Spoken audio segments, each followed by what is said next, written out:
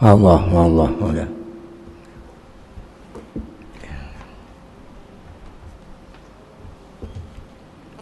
Mana ajasan? Oh.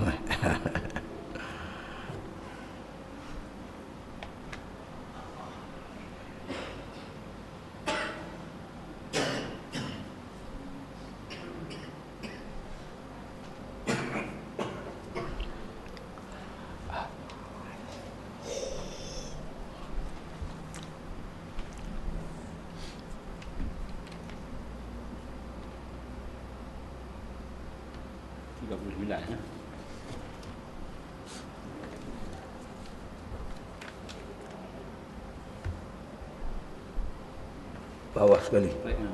Faiza arada Allah. Dah. Tu. Faiza arada Allah. Ila hadratin Nabi Muhammad sallallahu Rasulullah sallallahu alaihi wasallam wa kafatil anbiya'i wal mursalin wa li jamil muslimin wal muslimat wal mu'minin wal mu'minat wa khususan ila hadrati Syekh Ibn Atta Askandari Syaulillahi lahumul Fatihah.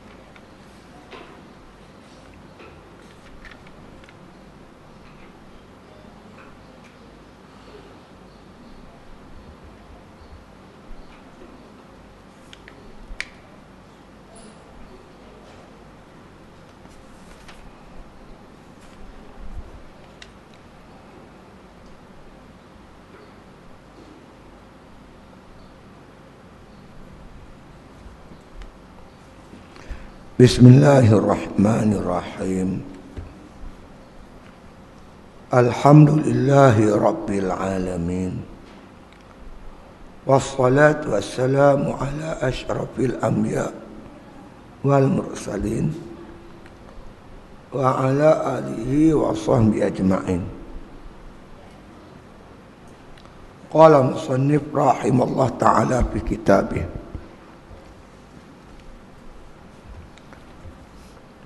فَإِذَا أَرَادَ اللَّهُ أَنْ يَنْصُرَ عَبْدَهُ وَأَيَّدَهُ بِجُنُودِ الْأَنْوَارِ وَقَطَعَ عَنْهُ مَدَدَ الظُّلْمِ وَالْأَغْيَارِ. فَإِذَا أَرَادَ اللَّهُ أَنْ يَنْصُرَ عَبْدَهُ أَيَّدَهُ بِجُنُودِ الْأَنْوَارِ وَقَطَعَ عَنْهُ مَدَدَ الظُّلْمِ وَالْأَغْيَارِ.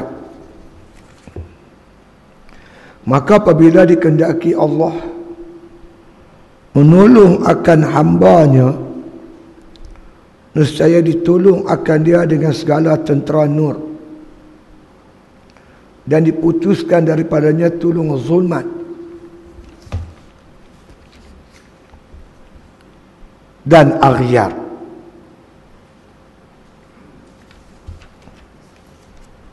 Ini apa nama? Kata-kata hikmat Syekh Ibn Atta yang ke 56 berkaitan dengan tentera-tentera nur. Dia ada tentera nur, ada tentera cahaya, ada tentera gelap. Zulmat. Nur itu kebenaran, zulmat itu kesesatan. Yang benar itu daripada Allah. Yang zulmat itu daripada syaitan. Daripada syaitan. Jadi tentera-tentera nur ni para malaikat lah. Kerana malaikat dia tak suruh kita, melainkan dia suruh kita buat baik. Cara tolong tu, cara bantu tu, yang dikatakan tentera nur ni, malaikat ni dia bisik di hati kita ni, bisik buat baik. Kita terasa sedang tengah malam sebagai contoh, dia ada satu keinginan nak sembahyang tahajud. Itu malaikat lah tu. Malaikat bisik. Dia panggil bisikan tu, dia panggil ilham. Malaikat tu malaikat mulhim. Ada juga kata malaikat hafazah. Dia main bisik telinga kita, suruh kita bangkit sembahyang tahajud. Itu malaikat. Gaya kita nak pergi ambil uduk, dengar bisikan. Hawai lagi, mau ke 4 duk kalut pergi mana. Itu setan tu. Bisikan tu bisikan setan. Dua ni duk berperang sampai kita mati. Tentera nur ini, dia punya nur ni hati, qalbun. Yang gelap tu nafsu. Yang gelap tu nafsu. Hati ni dia ada 2 telinga. Dinama telinga hati. Satu telinga kiri, satu telinga kanan. Telinga kanan tempat bisikan malaikat, telinga kiri tempat bisikan syaitan. Duk berlawan. Kadang-kadang menang nur, kadang-kadang menang gelap, menang zulmat. Ini yang berlaku dalam kehidupan kita. Kadang-kadang kita boleh buat baik, kadang-kadang kita buat jahat. Mengikut makna kita kata kekuatan. Dia panggil dalam kitab Minhajul Abidin, dia panggil qatratul ruh, riyah, tiupan angin. Angin tu bila dia bertiup, pokok bergoyang. Dia memberi kesan pokok bergoyang. Bila bisikan tu ditiup telinga hati kita, dia memberi kesan. Sama ada kesan kebaikan atau kesan kejahatan. Tapi kalau angin terlampau kuat, pokok boleh tumbang. Atau kalau kadang dia punya bisikan tu terlampau kuat, dia tiup, tumbang. Ada orang Islam jadi kafir. Ada orang baik jadi jahat. Begitu juga sebaliknya. Itu makna tentera-tentera yang kita tak nampak, tapi dia ada. Tanda dia ada, dia memberi kesan dalam kehidupan kita, sama ada kita buat baik ataupun kita buat jahat. Baik tu apabila kita kenal ni bisikan kebaikan, bisikan malaikat, kita layan. Ini bisikan syaitan, jangan layan. Kita layan dia lingkuplah kita. Faham tu? Hanya ni kehidupan harian kita sehari-hari dia jadi macam tu. Itu maksudnya. Fa iza aradallah, apabila Allah kehendaki seorang hamba itu yang surah abdahu, apabila Allah kehendaki bahawa menolong akan hambanya. Allah nak tolong hamba, dia sayang ke hamba dia nak tolong hamba dia tu. Itu dia.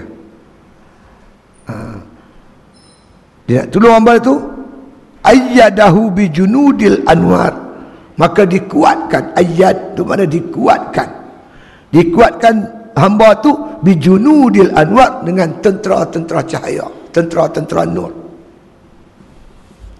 Apabila Allah kehendaki satu orang tu jadi baik, maka Allah hantar dia tentera-tentera nur, hantar dia malaikat untuk tolong dia.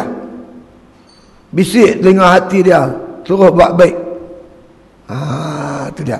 Itu tanda-tanda yang Allah Ta'ala nak tolong hamba dia. Tanda-tanda Allah kasih kepada hamba dia. Wa qata'a anhu, dan diputuskan orang ni, disekat. Dia kata orang ni madada zulma, daripada makna kata kegelapan. Diputuskan daripada tolong kegelapan, zulmat gelap. Tentera gelap tu nak main tak boleh, diputus, disekat. Malaikat tu nak main bisik jahat tu disekat oleh Allah Ta'ala, dan dihantarnya malaikat itu untuk makna kata membisikkan yang baik-baik. Itu tanda Allah nak tolong. Wal aghyar, dan juga tentera-tentera aghyar. Aghyar ni lain daripada Allah, dipanggil aghyar. Yang mana aghyar ni membawa kita makna kata lupa kepada Allah, seperti kekayaan kita, kerja buat kita, hidup dunia kita, semua tu ghair, kekayaan, kesenangan, kemewahan. Ini kebanyakannya makna kata menyekat kita daripada Allah Subhanahu Wa Taala kalau kita tak atok bagi betul. Banyak orang kaya lupa daratan, banyak orang berkuasa lupa daratan. Dulu bukan main lagi. Kita nak tolong rakyat, nak bantu rakyat, kita prihatin dengan rakyat. Lah ni apa jadi? menyusahkan rakyat. Pampers pun kena GST tau. Pampers tu dia kata bila GST mai barang turun apa ada kuih naik. Dah lah barang naik. Dulu RM33 Pampers, dah RM35. Saya beli dua RM70. Kena GST RM4.2. Mana ada turun? Hujan dia turun. Dan semua naik kata. Menyusah. Menyusahkan orang. Jadi dalam hal ni, bila Allah kendaki kita jadi baik, Allah hantarlah malaikat. Setan ada juga, tapi dia punya kekuatan tu dengan pertolongan Allah dia tak jadi kuat. Dia main kacau juga. Tapi yang kuat ni yang malaikat punya kuat. Sehingga kita turut kebenaran dan kita ketepikan kejahilan ataupun benda yang tak betul. Itu tanda lah. Dan alamat dia, kita nampaklah perubahan hidup dia. Dulu tak apa main masjid lah, dia main dah. Dulu tak sembahyang jemaah lah, main dah. Dulu tak tutup aurat, dia tutup dah aurat. Itu tanda-tanda Allah Ta'ala kasih kat dia. Dia hantar dengan tentera-tentera ni. Kenapa sebut tentera? Tentera ni dia ada ketua. Kan? Ketua dia hati. Maka pembantu dia malaikat. Tenteranya, ketuanya nafsu. Pembantunya setan. Masing-masing ada ketua, masing-masing ada pembantu. Kan? Ada yang nak diajak kepada kebaikan, ada diajak kepada kejahatan. Itu dia. Artinya, maka apabila dikehendaki oleh Allah menolong akan hambanya yang dikasih, dan saya ditolong akan dia dengan segala tentera nur, dihantar malaikat. Kita tak nampak malaikat ni. Sebab tu kalau boleh, rumah kita tu hias bagi elok. Jangan ada benda-benda yang menghalang malaikat masuk. Patung-patung, muzik, ni semua menghalang malaikat masuk. Sedangkan Allah hantar malaikat nak tolong kita. Bila kita jaga rumah kita elok-elok, yang disebut oleh Allah Ta'ala, wallahu ja'ala lakum min buyutikum sakanan. Allah jadikan bagi kamu rumah tangga kamu tu sakanan. Maksud sakanan, tempat turun sakinah, tempat turun ketenangan. Rumah tu tempat malaikat masuk. Malaikat ni nama malaikat hafazah ataupun malaikat mulhim nama dia. Mulhim bagi dia mendatangkan ilham. Malaikat hafazah ni dia main kat kita, dia pelihara amal kita, dia suruh kita buat baik. Kita teringin nak buat baik. Dia bisik telinga hati kita. Bila kita terjaga tengah malam, macam ada orang bisik telinga kita. Bisik ajak kita suruh buat bangkit tahajud, suruh kita ambil uduk baca Quran, suruh istighfar. Itu malaikat lah tu. Jadi yang menghalang malaikat masuk ni, yang pertamanya anjing. Rumah yang ada anjing, yang ada gambar-gambar patung-patung. Rumah yang ada makna kata hiburan-hiburan muzik. Sebab tu orang tua-tua dulu dia kata, kalau ada alat muzik dia suruh katuk. Tu apa nama, gong kan, gong. Gong tu dia ada bonjoy kan. Main gong tu tak boleh, simpan pun tak boleh dia kata. Kalau nak simpan juga dia kena katuk bonjoy tu bagi rapat. Bagi sama aja, jadi talam, jadi bekas. Tu tak apa. Kalau kita simpan dia sebagai alat muzik, maka boleh menyebabkan malaikat tak masuk. Tu benda-benda. Jadi rumah yang dikatakan rumah yang dituruni rahmat oleh Allah Ta'ala, rumah yang mencontohi masjid. Rumah yang contoh, ambil masjid sebagai contoh. Dalam tu ada ibadat, ada orang buat kuliah, ada semayang, ada baca Quran. Dalam masjid tu tak ada orang bertengkar, orang berkeli, orang bergaduh, tak ada hiburan. Jadi apa yang tak ada di masjid, tak ada di rumah kita. Apa yang ada di masjid, ada di rumah kita. Tempat ni lah malaikat turun. Ya, bila malaikat turun, kita rasa tenang, kita rasa teringin nak buat ibadat. Itu alamat-alamat dia. Di situlah bila rumah kita elok, tenang, malaikat turun, kita nak didik anak-anak pun senang. Nak ajak dia baca Quran, nak ajak dia agama, dia mudah. Tapi kalau rumah yang penuh dengan hiburan, malaikat tak masuk, memang lihat. Lepas tu gaduh lah, awaklah anak aku jadi macam ni, awaklah apa? Kita sedia tempat iblis berpesta, tempat setan berjoget.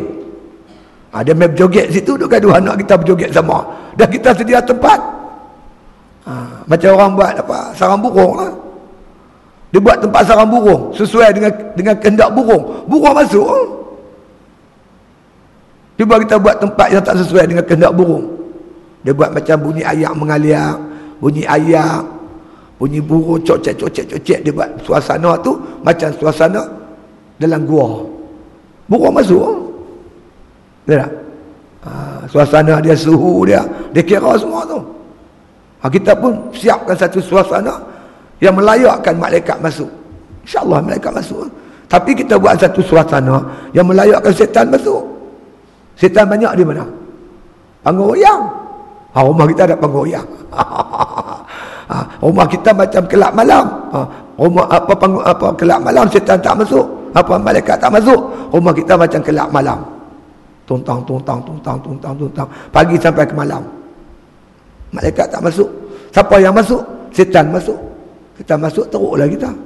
Di suasana tu biar, environment tu, suasana tu tidak apa orang panggil inklusif, tidak membawa kepada satu keceriaan yang membolehkan ibadat didirikan di situ. Ubahlah. Ubah suasana. Saya ingat lagi, orang tua-tua dulu kalau malam Jumaat dia kalih gambar buk ke depan, tinggal pungkok ke belakang. Dia kata malaikat tak masuk. Jadi kita bentuk suasana tu insya-Allah. Harmoni. Jangan duk bergaduh berkelahi laki bini. Malaikat tak masuk. Kalau duk bergaduh selalu ni bukan malaikat tak masuk saja. Rezeki kita mangkak. Mangkah orang panggil. Rezeki payah. Bila kita dapati rezeki payah nak masuk, mungkin kita suka bergaduh suami isteri. Saya ada bukti tuan. Ada bukti. Dia pun ni laki bini. Orang Pulau Pangkok. Derian mereka tak pernah berbuah. Derian tak pernah berbuah. Ada 3-4 biji pokok derian di rumah dia. Tak pernah berbuah. Tapi tahun tu berbuah. Semua satu kampung terkejut. Ada buah pula. Tanya kat anak-anak dia. Mak pak dah baik dah. Lama 10 tahun berkelahi. Yang laki-laki ni, yang suami ni ada satu pondok di tepi rumah. Dia naik makan nasi atas rumah, dia turun duduk dalam pondok dia tu. Tak bercakap suami isteri. Isteri dia masak untuk dia semua. Dia naik turun tidur dalam pondok tu. Tak tahu tahun tu mereka baik balik, bersembang elok. Berbuah derian tu. Derian berbuah. Tiba-tiba tahun depan tak berbuah pula dah. Orang tanya, tak berbuah pula. Bergaduh pula. Bergaduh pula lah aku lagi pilih. Derian tak berbuah pula. Dia kata nak rezeki murah. Yang pertama, aman rumah tangga. Yang kedua, kita pemarah. Kalau kita pemarah, Tuhan lagi pemarah kat kita. Kita masak apa-apa, hantar jiran semangkuk. Hantar gulai ke, bubak ke, sarawak ke, bagi kat jiran kita semangkuk. Kita pemarah. InsyaAllah, Allah pemarah dengan kita. Kalau kita kedekut dengan orang, Allah kedekut dengan kita. Itu dia. Jadi bila Allah kendaki, hamba-Nya itu ditolong akan dia dengan segala tentera nur. Bila Allah kendaki hamba-Nya itu menolong hamba-Nya itu, dihantarnya tentera-tentera nur. Dan diputuskan daripadanya tulung zulmat. Jadi benda-benda faktor-faktor yang membawa kegelapan disekat. Kalau dia datang pun dia kalah, ditewaskan oleh tentera nur. Tentera dia tak kuat. Sebab tu kalau orang yang kuat ibadat ni, iman kuat ni, setan pun kalah dengan dia. Sebab dikalahkan oleh tentera-tentera nur. Hatinya itu dibantu oleh malaikat. Kan? Jadi orang ni jadi macam mana? Dia buat baik macam. Lepas satu ibadat baik saja. Terbit pada diri dia semua elok semua. Percakapan dia elok, perbuatannya elok, semua elok. Itu dia. Tentera Aghyar. Yakni apabila dikendaki Allah Ta'ala menolong akan hamba-Nya, di mana Tuhan sayang lah ni. Tuhan sayang, tanda Tuhan sayang kat kita. Dia tolong kita untuk mudah buat ibadat. Itu tanda Tuhan sayang. Kalau dia benci kat kita, dia tak tolong. Orang yang tak dapat main masjid, tak dapat buat ibadat tu, Tuhan bencilah. Alamat Tuhan benci. Kemungkinan kita dibenci oleh Allah ni dengan sebab kelakuan kita sendiri. Antara kelakuan-kelakuan yang dibenci oleh Allah, sombong. Innahu la yuhibbul mutakabbirin. Allah Ta'ala benci, tak kasih kepada orang yang sombong. Jadi orang sombong Tuhan benci. Tanda Tuhan benci, dia payah nak pergi masjid, nak sembahyang berjemaah tu jadi payah, nak mengaji tu jadi payah, nak ikut Islam tu jadi payah. Itu tanda Tuhan benci. Sebaliknya bila Tuhan sayang kepada hamba dia, maka Allah Subhanahu Wa Taala akan makna kata menghantar malaikat untuk bisik-bisik dengar kita agar kita buat baik. Jadi kita kena syukur banyak. Dapat main masjid, dapat buat ibadat. Itu nikmat yang cukup besar lah. Ya Allah anugerah kepada kita. Itu dia. Jadi apabila Allah kendaki seseorang menolong seorang hamba itu, atas segala seterunya, musuh dia, musuhnya syaitan. Jadi Allah nak tolong kita, bantu kita lawan syaitan, menang lawan syaitan, iaitu nafsunya, musuhnya nafsunya dan hawanya, hawa nafsunya. Maka dikurniainya, dia kata hatinya itu dengan segala tentera anwar. Allah hantar tentera anwar, tentera nur untuk mengalahkan nafsu. Kan? Kita rasa ada macam kita macam berperang. Dia macam berperang. Perang macam mana? Bila kita teringin tadi bangkit tengah malam, teringin nak buat ibadat, kita pun pergi ke bilik ayak, kita pun ambil uduk, di situ mai bisikkan, lawai lagi, nak gaduh pergi mana, nak kalut pergi mana. Hang bangkit awal-awal ni, hang semayang apa, sat lagi hang mengantuk, nak kerja tak boleh. Ada mai bisikkan tu. Bisikkan tu pada syaitan dan juga hawa nafsu. Dalam masa yang sama, kita nak buat baik, buat ibadat.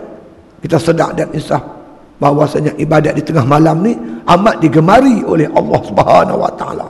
Bertempur. Bila bertempur, kadang-kadang menang yang baik ni, kita boleh buat ibadat. Kadang-kadang kalah, kita balik tidur selimut balik. Itu yang berlaku pada kita hari-hari. Hang buatlah, teringat je nak buat apa. Kita nak buh tabung masjid, nak buh RM2. Allah banyak. RM1 pun cukup dah. RM2 jadi RM1. Itu setan punya kerja, nafsu. Bila-bila pun. Sampai bila? Sampai mati. Tak henti-henti kita bertempur dan berlawan. Jadi kalau Allah kendaki, tolong kita, dia kuatkan tentera nur ni, kalahkan tentera zulmat. Dimenangnya malaikat dan hati, dikalahnya nafsu dan syaitan. Itu dia. Hari-hari perang. Allah, mula kata nak pergi dah tu, tak jadi pula. Mula-mula boleh lah. Kita ingat ya perkemah nak pergi, Allah minta maaf, ada hal, ada saja alasan yang tak boleh pergi tu, sebab dia ditewaskan oleh tentera nafsu dia. Itu dia. Ya. Maka dikurniakannya dia kata dengan hatinya itu tentera anwar, iaitu taufik dan hidayah daripada Allah Ta'ala. Datangkan taufik, hidayah dan taufik. Hidayah ni petunjuk. Nampak terang mata hati kita benda tu elok, kita elok buat. Taufik tu ta'yid, kekuatan yang membolehkan kita buat taat. Itu nama taufik ataupun ta'yid. Kalau tak ada taufik, ada hidayah saja, macam tu ada lah. Nampak ni semua elok kita nak buat, tapi nak buat tak boleh, tak ada kekuatan. Sebab itu kita perlukan taufik dan hidayah, dua-dua sekali. Habis nak dapat tu macam mana pula? Dia rangkai tu pula. Allah sebut, innallaha ma'al muttaqin. Allah Ta'ala berserta dengan orang-orang yang bertakwa. Jadi berserta di sini Allah tolong, Allah ta'yidkan, Allah tolong orang bertakwa. Allah tolong bagi taufik hidayah, boleh buat taat. Jadi berpunca kita jugalah. Bila kita letakkan sifat sebagai hamba takwa, segala yang Tuhan larang kita tinggal, yang Tuhan suruh kita buat, maka kita mendapat pertolongan Allah, insya-Allah. Pasal Allah sebut innallaha ma'al muttaqin. Allah berserta orang-orang takwa. Berserta di sini Allah tolong, Allah bantu. Lepas tu orang yang jaga diri dia daripada maksiat, dia dipermudah oleh Allah buat taat. Tapi orang yang bergelumang dengan maksiat memang payah. Memang payah nak buat taat. Sebab maksiat tu menghalang dia daripada masuk taufik dan hidayah. Sebab tu kita kena jauh diri pada maksiat. Kita kena bertaubat. Dalam satu ayat Allah kata, innallaha yuhibbut tawwabin. Allah kasih kepada orang yang bertaubat. Bila taubat dia, Tuhan terima, Tuhan sayang kat dia. Bila Tuhan sayang, Allah permudah dia buat taat. Yang tu nikmat paling besar, dapat buat taat. Nak buat apa lagi? Nak buat apa lagi? Kita nak balik pergi sana. Kita sampai sana, tuan-tuan, satu pun tak boleh dah. Yang boleh ibadatnya, yang boleh bantu kita ibadat, lain pada tu tak payah. Tu ada seorang kaya, dia kaya sungguh, duit dia banyak, hartawan, harta dia bukan jutawan, bilion. Bila dia sakit, dia rasa macam dia nak mati sangat dah, dia panggil anak-anak dia, anak semua mai balik. Dia kata, tolong pergi ambil kat pak tak tokin koyak dalam almari tu. Anak pun pergi ambil. Pak nak buat apa ni? Pak nak wasiat kat hampa, kalau takdir pak mati, hampa pakaikan ni tokin koyak ni kat pak. Pak nak bawa tokin koyak ni masuk dalam kubur. Tak apa, nak kata tak apa. Bila dia mati, tuan, orang mandikan mayat ni, masa kapan tu dia pun minta tu imam bagi pak dia pakai tukin koyak. Tu imam tak mau. Tu imam kata, mana boleh tukin koyak, dah cukup dah 3 lapis, tak boleh lebih-lebih. Tu dia. Dia pun nak juga. Tu imam kata tak boleh, yang parti dah tak boleh. Tengah-tengah bertengkar tu, lawyer sampai. Bila lawyer sampai, peguam pak dia ni, peguam ni yang diamanahkan untuk agih-agih harta semua ni, kekayaan dia ni. Peguam tu kata, pak mereka ni ada bagi amanat kat dia. Amanat ni duduk dalam surat ni, dalam envelope ni.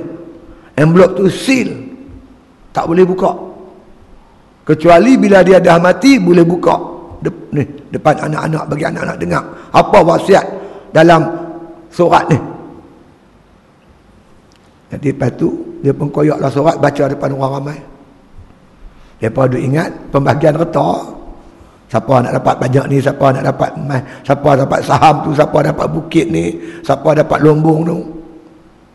Dalam surat tu dia kata, wahai anakku, kemungkinan ketika surat ni dibuka dan dibaca, kamu sedang bergaduh pasal stuking koyak. Dia kata, cuba fikir baik-baik. Dia kata, stuking koyak ni pun bapak tak boleh bawa, dia kata, masuk kubur. Bapak punya boleh masuk dalam kubur 3 kepin yakin kapan. Lain semua tinggal. Stuking koyak pun kena tinggal. Apa yang pak boleh bawa? Yang boleh bawa amal ibadatnya. Sedaklah wahai anakku, sebanyak mana harta yang kita hambat, kita cari, kita pulun, semua kena tinggal. Yang masuk kita ke dalam kubur bersama-sama kita hanya amal ibadat kita. Oleh itu wahai anakku, beribadatlah sekuat-kuat yang mungkin. Itu motif dia nak cerita stuking koyak.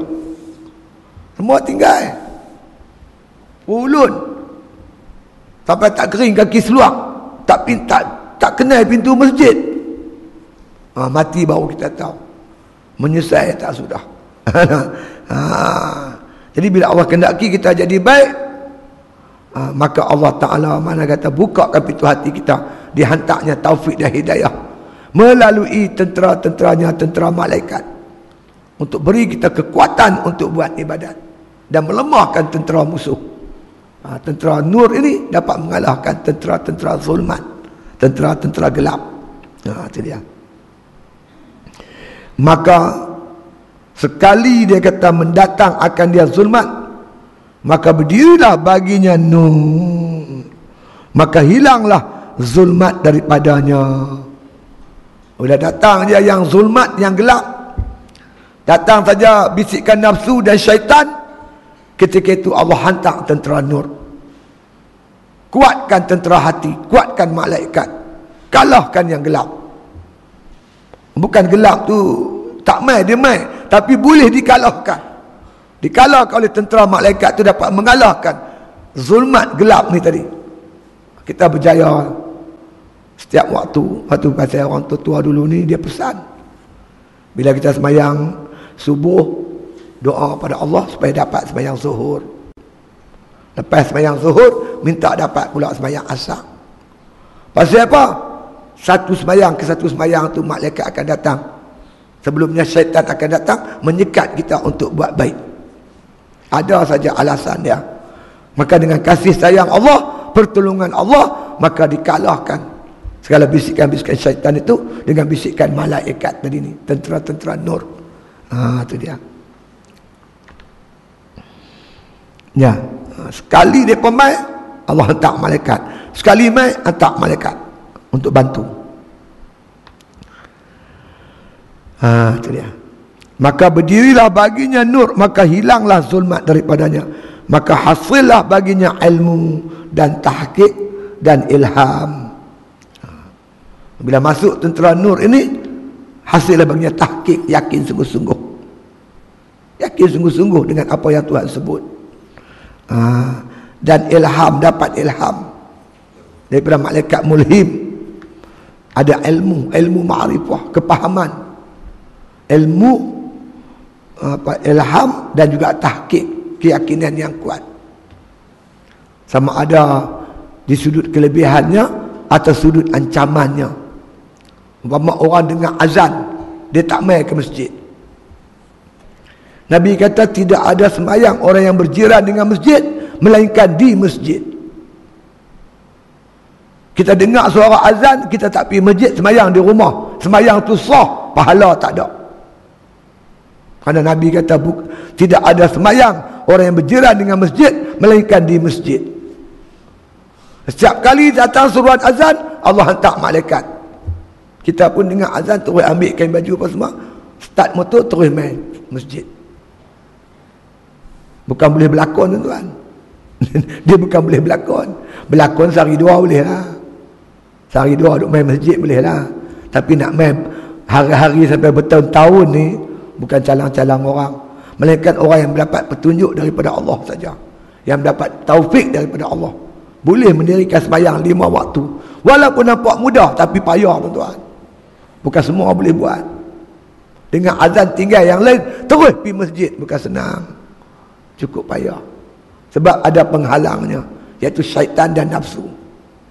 Tapi kalau Tuhan nak tolong, dikuatnya malaikat tadi, dikuatnya tentera-tentera nur, kita dapat mai, alhamdulillah. Semua senang. Nak zikir apa payah? Allah, Allah, Allah, Allah, Allah. Bukan payah nak sebut la ilaha illallah, bukan payah terang mana. Semua kita hafal kalimah la ilaha illallah, tapi nak sebut dia tu bukan senang. Kita tahu banyak kelebihan dia. Dalam kitab apa, Kifayatul Muhtaj, kitab Isra' Mi'raj, dalam mukadimah kitab tu, Tok Syekh Daud Al-Patani menceritakan kelebihan zikir. Dia panggil zikir tebuih pada api neraka. Zikir 70,000. Biasa dengar zikir 70,000. Dia tu budak ni, pemuda ni kasyaf. Allah bagi dia kasyaf. Dia boleh nampak hantu. Boleh nampak. Kadang-kadang budak nampak hantu. Tambah budak kecil-kecil, lagi dia nampak. Tu dia khayal malam-malam yang kita nak tidur tak boleh kan? Dia nampak, dia kasyaf. Ada seorang pemuda dia kasyaf. Allah bagi dia kasyaf. Mak dia mati. Dia pun bagi tahu kat orang, kata mak dia mati. Orang pakat ramai-ramai lah ziarah mayat. Bila orang dah berhimpun ramai, tiba-tiba dia meraung. Tolong, tolong, tolong. Orang tanya pasal apa? Tu mak aku tu. Dia pun nak tarik masuk api dia tak? Dia nampak dengan mata hati dia. Allah bagi dia kasyaf. Dia nampak mak dia sedang diheret nak masuk api neraka. Dalam ramai-ramai itu pula ada seorang yang menziarah tu, dia ahli sufi. Dia ni kuat ibadat. Dia ada simpan untuk diri dia zikir 70,000. Dia tak bagi kat siapa-siapa lagi. Dia tak hadiah kat siapa-siapa lagi. Maka dia niat di hatinya, ya Allah Tuanku, zikir 70,000 yang aku amal ni, tak ada dia sampai habis niat dia tu. Dia nak niatkan untuk mak budak ni. Tiba-tiba budak ni senyum. Senyum. Ya. Maksudnya apa? Alhamdulillah, mak aku dah selesai. Dah selamat. Bahkan malaikat heret masuk ke syurga, dia kata. Tu zikir 70,000. Dah duduk saja zikir lah. Kalau orang tua-tua dulu tu dia ada tasbih, dia zikir. Cukup 100 dia simpui dengan benang. Tak? Cukup 100 simpui. Satu hari berapa simpui? Dia tulis. Hari ni 2,000. Esok 3,000. Lusa 1,000. Cukup 70,000 sembahyang sunat hajat. Ya Allah ya Tuanku, berkat amalan 70,000 zikir ini kau lepaskanlah aku daripada api neraka. Nabi kata la ilaha illallah miftahul jannah. La ilaha illallah tu anak kunci syurga. Jadi siapa zikir ni dia ada anak kunci. Tapi jangan kunci saja, syurga kena ada lah. Dua anak kunci saja tak cukup. Macam orang curi motosikal kita. Motosikal kena curi. Gaduh apa kunci ada kat aku? Kunci apa motosikal kau sapu dah? Dia kunci mau motosikal pun mau. Kunci mau kereta pun mau. Apa elok? Kita nak syurga, kunci syurga tu, nak buka syurga tu dengan kita banyakkan zikir la ilaha illallah. Lepas tu buat lagi. Kita dah ada 70,000, buat lagi. Sembahyang hajat. Ya Allah Tuanku, aku hadiahkan zikir 70,000 ni untuk mak aku. 70,000 untuk bapa aku. 70,000 lagi untuk Tok Wan, kita niatlah. Ni duduk saja buat apa, tengok TV. Baik kita zikir. Ya tak? Banyakkan ibadat. Jangan kita buang masa. Kalau kita sibukkan diri kita dengan ibadat, lepas ni, lama-lama dengan sendirinya kita tak mau dah buang masa sia-sia. Buang masa kita dah tak mau. Kita dah seronok dengan ibadat-ibadat kita. Ya tak? Itu dia. Banyakkan ibadat, jangan sikit. Ni bulan Rajab ni lagi banyak bulan. Nabi doa, Allahumma barik lana fi Rajabin wa Sya'ban. Ya Allah Tuhan kami, berkati kami di bulan Rajab dan Sya'ban. Wa balighna Ramadan, sampaikan kami ke bulan Ramadan. Nabi minta doa. Sahabat bagi tahu dalam hadis Bukhari, kami menyangka bulan Rajab ni Nabi berpuasa cukup 30. Lepas jumpa Nabi sentiasa berkeadaan puasa di bulan Rajab. Maknanya Nabi banyak berpuasa di bulan Rajab dan di bulan Sya'ban. Kita pun kalau kita dah mula duk puasa bulan Rajab, duk puasa bulan Sya'ban, mai Ramadan kita elok dah jalan. Mudah dah kita puasa. Kita dah latih bangkit malam di bulan Rajab dan Sya'ban, mai Ramadan mudah bangkit malam. Mudah buat ibadat. Kita nak perbanyakkan ibadat di bulan Ramadan. Dan nak perbanyakkan. Jadi kita cuba, kita start daripada ni. Ni pun dah tinggal 16 lah. 16 17 dah ni. Tak sampai 2 minggu lagi habis lah Rejab. Kalau lama pun. Sat gitu ya. Itu dia. Buat ibadat. Siapa tak boleh tolong kita tuan-tuan. Nanti kita balik, kita menyesal yang amat sangat. Pasal kita biar masa berlalu begitu saja. Duduk atas muka bumi Allah dengan tidak beribadat. Itu dia. Ya. Dan diputuskan daripadanya segala tulung, zulmat dan aghyar. Iaitu segala adatun nafsi. Adat nafsu.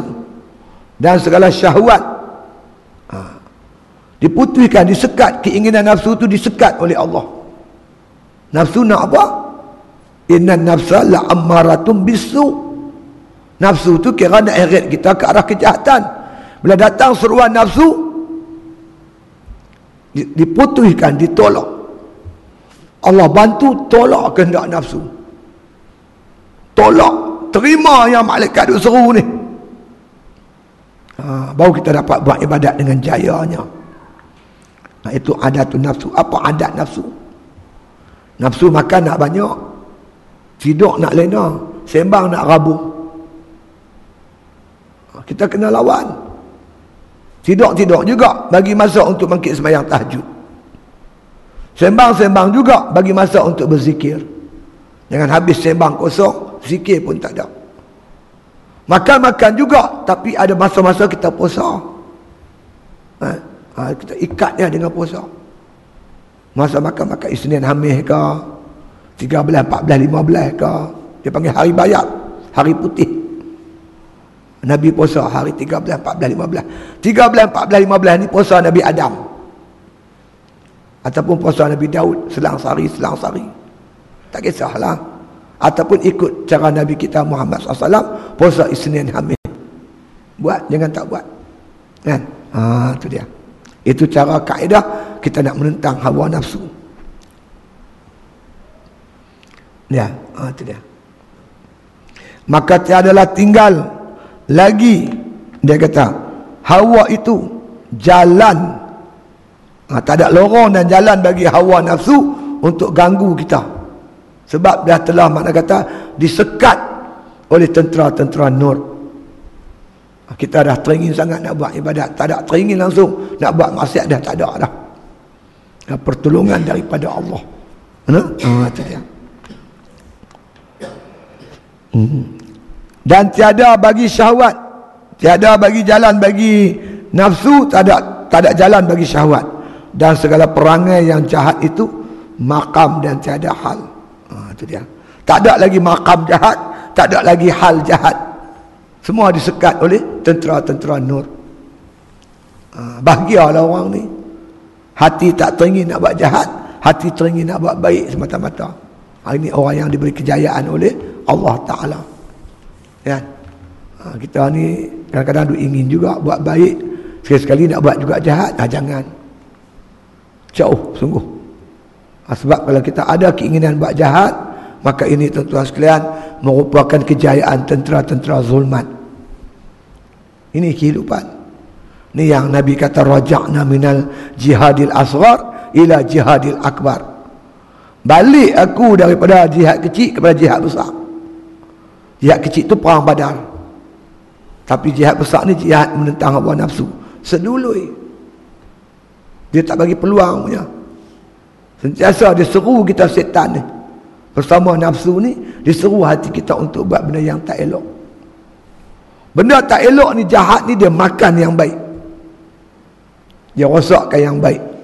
Sebab itu Islam suruh kita buat baik, jahat tinggal terus. Jangan duduk dekat dah. Ingat benda ni benda merosakkan kita. Kadang-kadang mai juga keinginan tu. Keinginan yang tak elok tu, kita potong buang. Bukan masa dia. Tambah kita penghujung dah ni. Duk ujung-ujung dah, umur 60 lebih, 70 lebih. Kerana kita nak mati dalam keadaan husnul khatimah. Lah ni orang mudah mati. Tu macam cerita di lebuh raya Duke tu.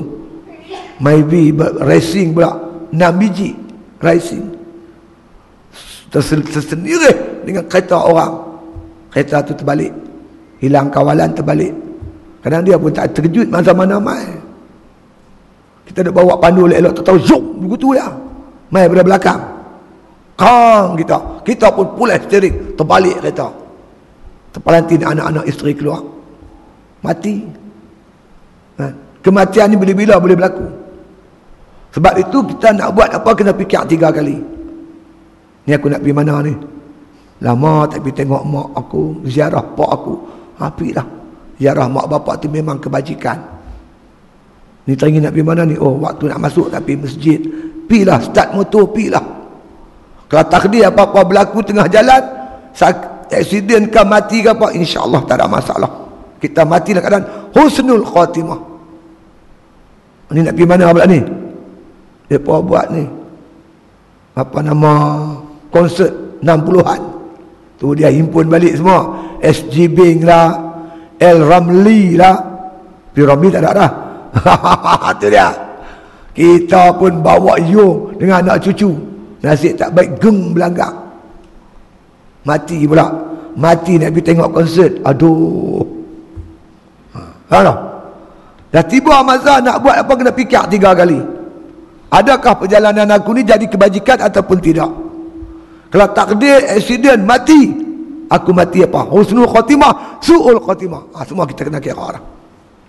Ni zaman lah ni. Zaman kita berada ni. Bila-bila masa boleh berlaku. Sebab itu kita berhati-hati. Itu dia. Bahagialah orang dapat buat kebajikan ni. Bahagia sangat. Ya, itu dia. Maka apabila cenderung hatinya kepada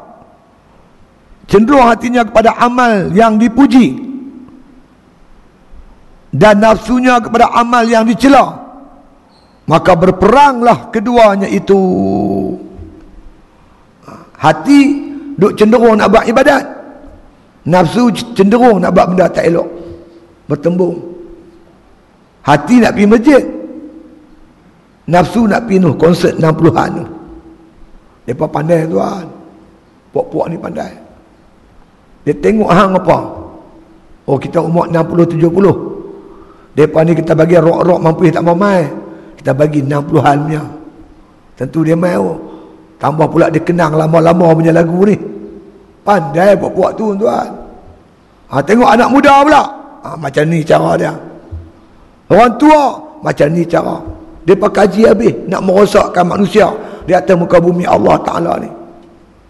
Sebab itu Allah Ta'ala pamerkan kepada kita perjalanan Nabi. Nabi jumpa semua tuan.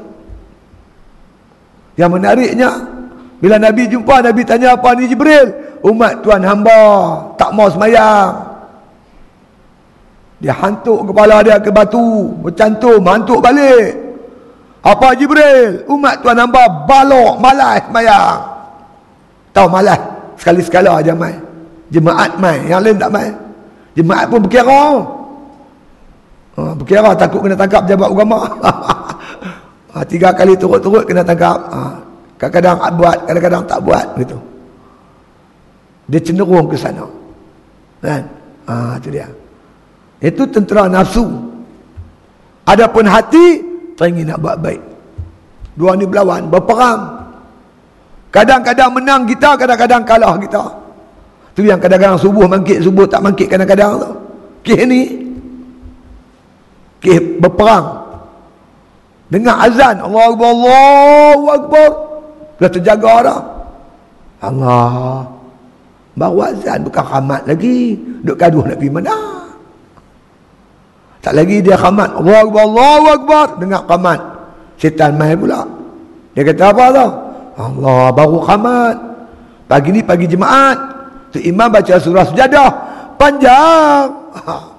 Tidur. Sudah ada matahari naik. Lega. Dia takkan tinggal macam tu saja tuan. Dia kan kacau. Tapi kalau kita dapat pertolongan Allah Ta'ala, apalah hang kacau aku. Azan kena pergi lah. Yang panggil aku ni Allah. Allah panggil aku menyembah dia di rumah dia. Dia tinggal selimut, dia ambil uduk, terus start motor, terus pergi. Itu dapat pertolongan Allah. Kalau tak dapat pertolongan Allah, habislah. Terlena subuh baru bangkit. Setiap kali kita nak buat kebajikan, dia akan main tuan. Dia akan main, dia akan halang. Setiap kali yang buatlah apa pun. Nak pergi baca Quran dah ni, ambil uduk dah. Aku lama tak baca Quran. Pegang-pegang Quran dan 2 baris, dengar gedegung. Apa tu mat? Gusti pak oi. Anak abang Gusti. Ada main.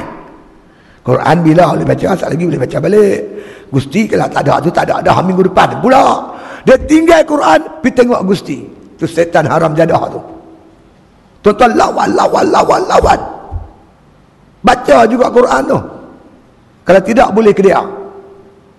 Apa-apa saja cita-cita kita nak buat kebajikan, dia takkan lepas tangan macam tu. Dia akan mai kat kita. Dia akan halang kita daripada buat kebajikan. Tu setan. Tu dia. Sebab itu dia kata bila cenderung hati kepada amal yang dipuji dan nafsu kepada amal yang dicela, maka berperanglah keduanya itu. Maka segeralah nur, iaitu daripada rahmat kepada menolong hati. Apabila makna berperang tu, Allah hantar nur, Allah hantar malaikat tolong bantu, menang. Kalau Allah tak hantar malaikat, pakai kalah macam. Dalam sebulan berapa kali kita boleh bangkit tahajud? Kita boleh bangkit 2 kali je kita menang. 28 hari tu kalah menang. Ada orang dapat 15 kali kalah. Ada orang dapat 10 kali kalah. Ada orang tiap-tiap malam boleh bangkit. Dia tu dapat pertolongan Allah. Alhamdulillah. Tapi tuan-tuan, kalau sebulan kita boleh bangkit tahajud, tak tinggal sehari pun, tuan-tuan rasa sendiri ya, macam mana dia punya keseronokan, kemanisan dia macam mana, lazat dia, sedap dia macam mana. Allah buka hijab, seolah-olah hati kita ni pandang apa yang Nabi sebut. Nabi sebut tuan, bila kita bangkit sembahyang tahajud ni, Allah panggil malaikat. Panggil semua malaikat. Cuba hang tengok tu. Hamba aku sanggup tinggal tempat tidur dia kerana aku. Allah bangga, puji kita depan malaikat. Kita sanggup tinggal tempat tidur kerana Allah Ta'ala. Allah bangga depan malaikat. Jadi kita yakin sungguh-sungguh ni. Kita pulun sungguh.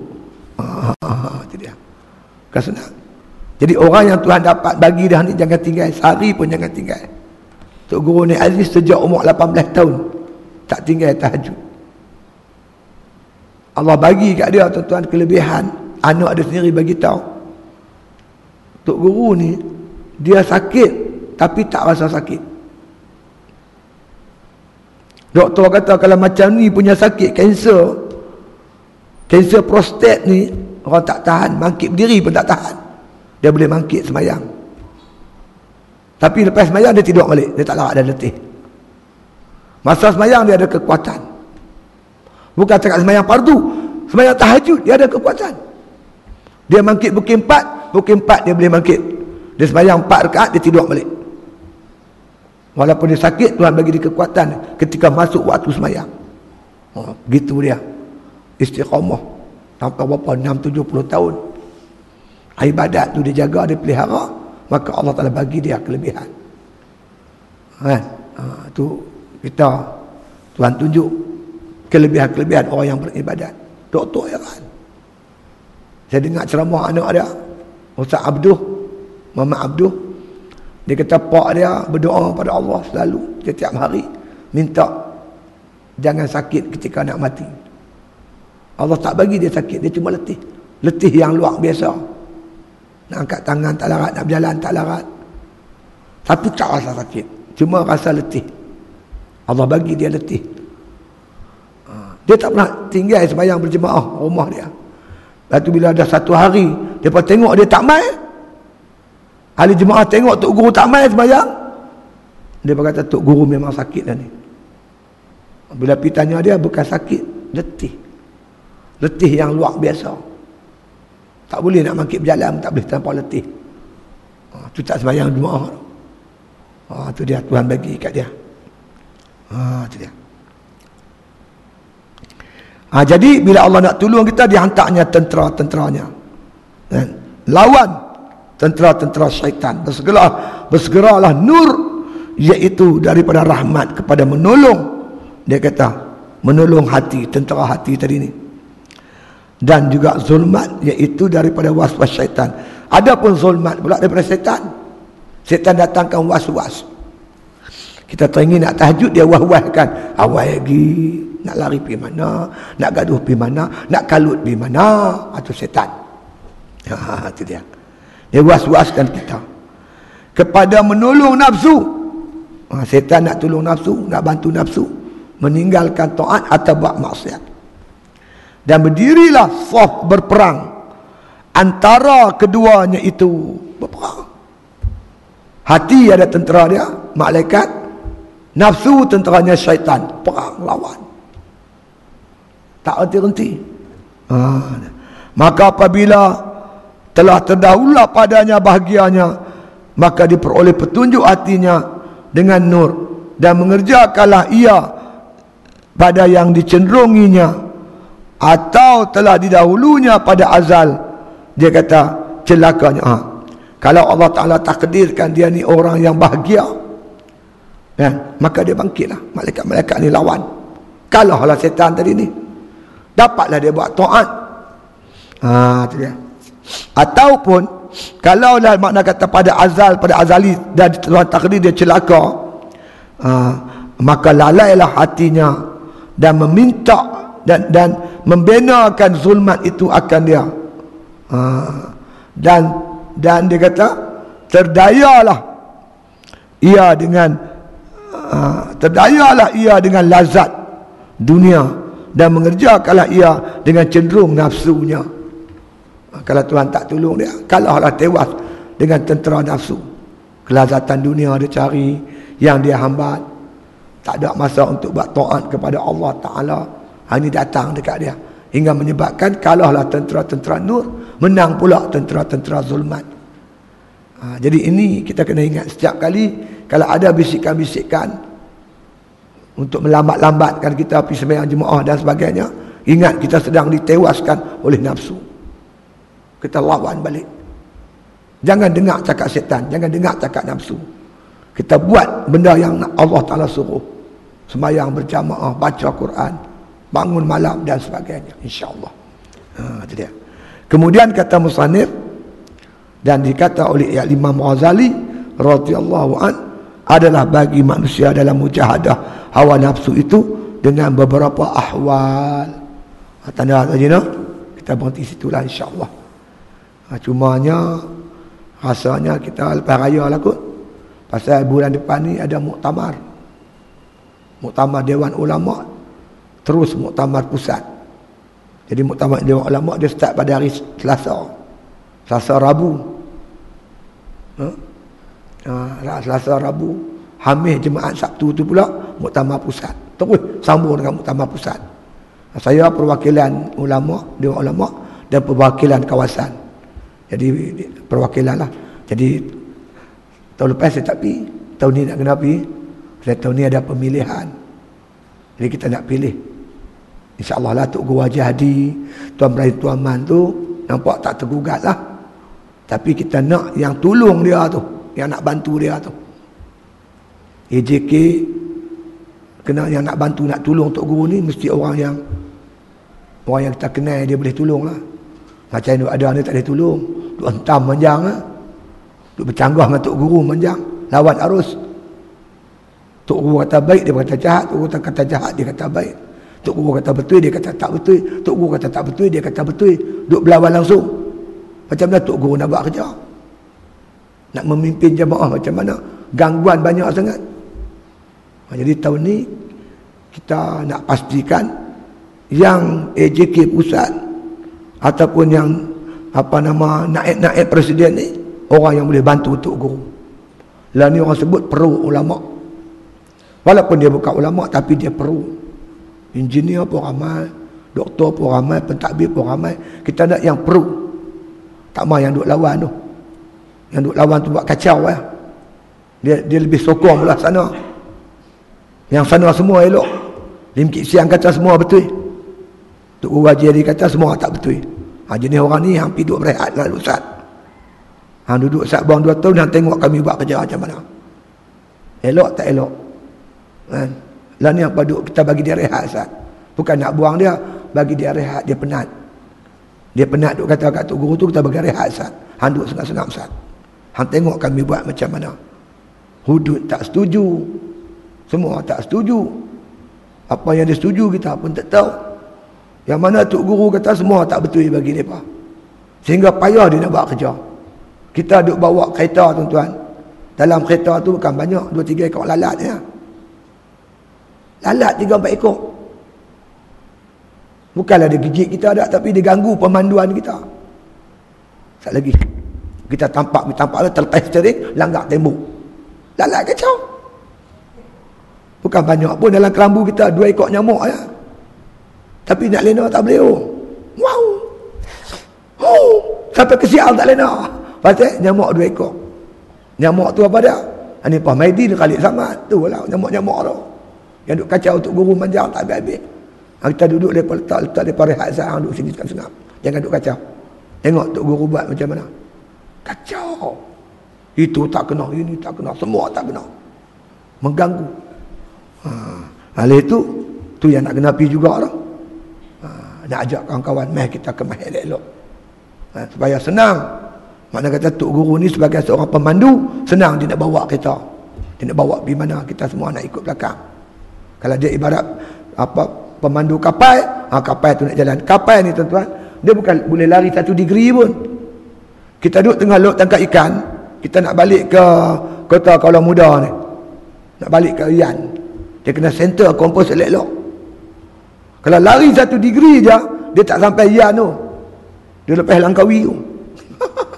Dia lepas Pulau Langkawi, dia pergi Kuala Perlis tu. Nak kena center elok-elok. Islam kita tu nak center elok-elok. Jangan duk masuk benda-benda lain. Nak macam mana ujian Allah Ta'ala pada kita hari ni. Kita terpaksa hadapi lah. Dia saya ucapkan kepada tuan-tuan sekalian. Cuma saya nak ajak, nak seru lah. Jangan biar Rejab berlalu begitu saja. Sya'ban berlalu begitu saja. Kita jadikan dia sebagai bulan latihan untuk kita menghadapi Ramadan. No? InsyaAllah kalau kita ada puasa sikit-sikit, Isnin Hamil ke, ataupun Mai Sya'ban kita tambah sikit lagi, buat sampai 2 minggu ke. Kalau kita Mai Ramadan tu, kita dah ringan banyak dah insyaAllah. Kan? Mana tahu Ramadan ni Ramadan terakhir untuk kita. Tahun depan ikut tak jumpa dah. Jadi kita anggap ni yang terakhir. Kita pulun sungguh-sungguh. Buat ibadat sungguh-sungguh insya-Allah. Mudah-mudahan apa yang kita harapkan janji Allah. Allah nak bagi hadiah. Jadi kita hormat, seronok dengan apa yang Tuhan nak bagi. Seronok ni Tuhan janji ni. Lailatul Qadri khairun min alfi syahr. Lailatul Qadar itu lebih baik daripada 1000 bulan. Kita seronok. Tanda kita seronok, kita nak sungguh, kita bersedia daripada sekarang. Dengan kita dah buat mula puasa sunat, kita mula bangun malam, kita dah mula baca Quran. Mai Ramadan senang tak? Senang. Macam orang lawan lari, dia pulun awal. 2-3 bulan lagi dia dah mula berlari. Hari sokan dia boleh berlari tak? Dia lari cantik. Ni tak berlatih langsung. Tiba-tiba hari nak berlari tu baru nak pulun. Pengsan tak? Pengsan. Itu yang ada. Mai Ramadan dia pulun tu lah. Bukan pulun ibadat, pulun makan. Rembiang ni pasal Ramadan tak celuih tangan. Tak mau buka puasa di masjid, payah tu imam makan sikit. Makan kurma 3 biji, duk gaduh nak sembahyang maghrib. Habis sembahyang di rumah. Pulun tak apa, tak tengok kita seorang-seorang. Mai masjid malu sikit. Nak makan lebih, kawan duk kata, oi ribut berhenti oh. Dengar lagu tu segap tak? Malu-malu Allah juga tu imam tu, Tok Bilal apa semua. Mayang buka puasa di rumah tiba. Mula-mula apa? Bihusu semangkuk.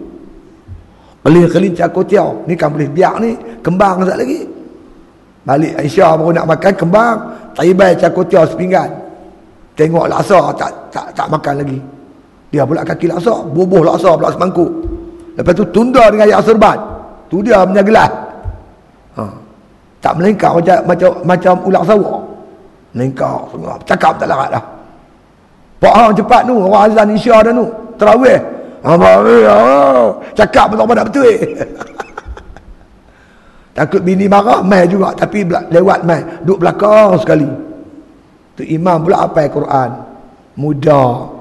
Baca sedap, lambat sikit. Dia duduk belakang haram jadah tu imam, baca panjang-panjang. Dia maki tu imam tu.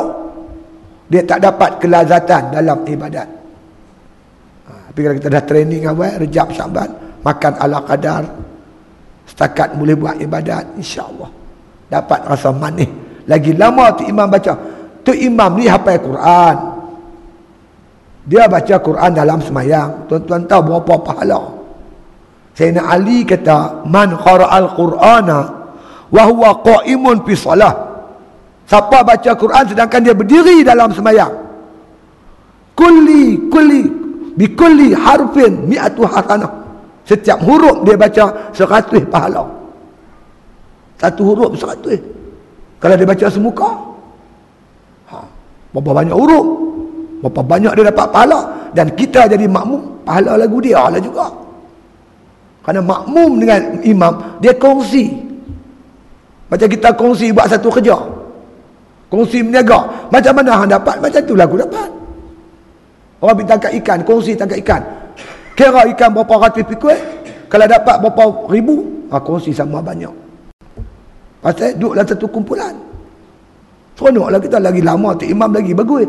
Ini duduk belakang orang jadah, Tok Imam baca panjang-panjang, aku tak boleh nak berdiri dah ketak kaki. Pasal apa jadi macam tu? Makan banyak sangat. Sebab tu kita makan sekadar. Macam makan tak puasa tu lah. Macam kita biasa makan pagi macam mana? Makan tengah hari, lebih kurang macam tu lah kita makan. Tak ada lah. Ini dah. Dia berat 50 kilo. Mai Ramadan dia meningkat 70 kilo. Seluar habis ketat semua. Semua tak boleh pakai, sebab ada ketat. Pasal apa? Pasal dia makan banyak di bulan Ramadan. Bajet pun lari. Selalu dalam sebulan dia belanja lebih kurang 500. Bulan Ramadan meningkat sampai 1000. Kok mana jadi ni? Jadi ini semua dipanggil puasa orang awam. Kita nak ubah puasa kita tu puasa orang khawas. Kan? Jaga mata, jaga telinga, jaga kaki, jaga hati, semua jaga bagi elok. La tumitul qalba bikasrati ta'am wasyarab. Jangan matikan hati kamu dengan banyak makan dan banyak minum. Banyak makan buka puasa tu, banyak minum, hati mati. Bila hati mati tak boleh nak buat ibadat. Sebab tu kita nak hidupkan hati kita dengan mana? Kalau boleh kita kurangkan makan. Makan mesti halal. Jangan makan makanan haram buka puasa.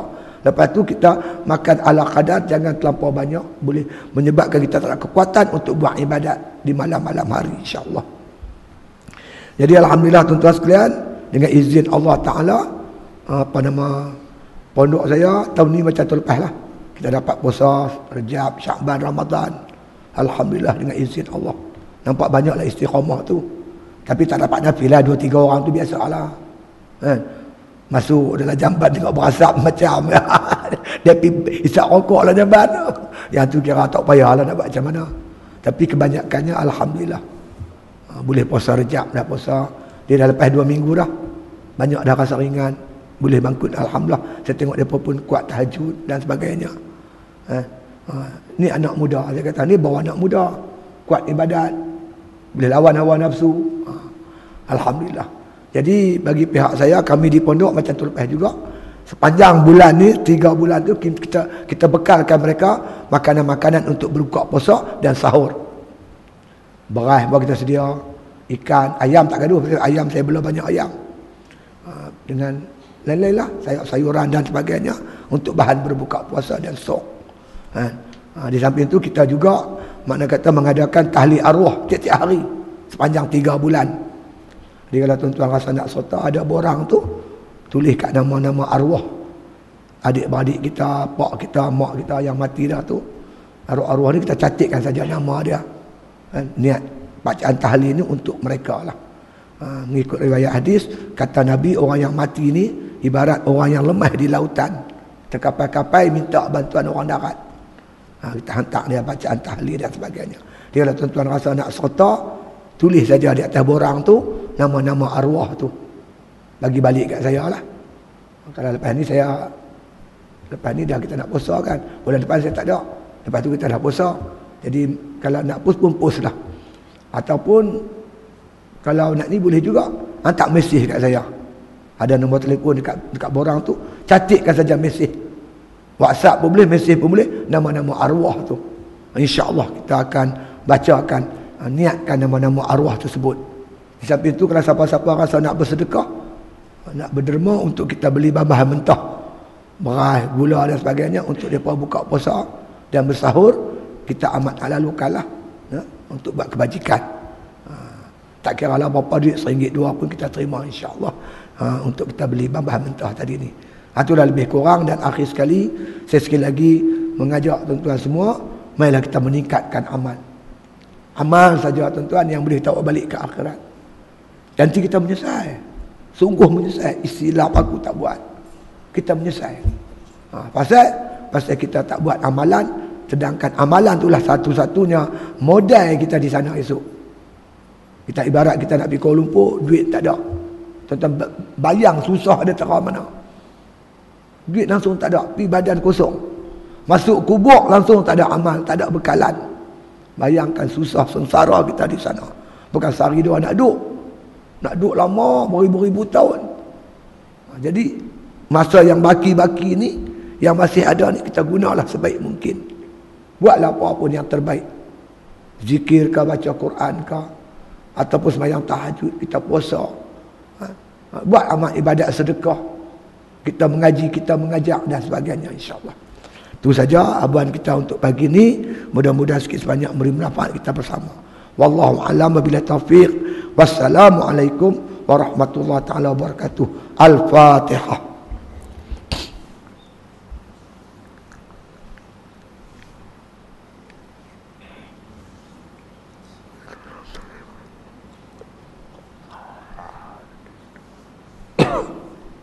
Bismillahirrahmanirrahim. Alhamdulillahi rabbil alamin.